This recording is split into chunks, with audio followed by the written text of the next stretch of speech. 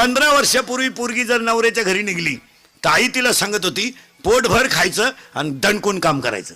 तक्रार आली तर तू येईन मी येईन.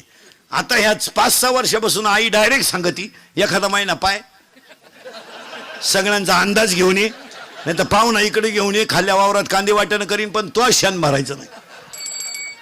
इतक्यात घरी कीर्तनात बसलेली तुझ्या पोरीचा तुझा फक्त 4 दिवस फोन नाही, फक्त बोटवर कर.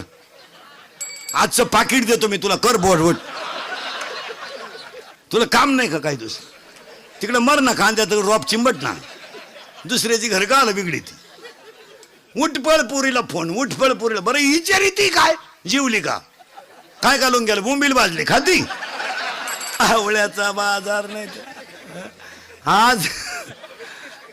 आजपासून जर महिला मंडळ पुरीच्या घरी डोकं लावलं तो तू का शेवई लिहून घे. दिवाळी खात नाही तू ले कशाला.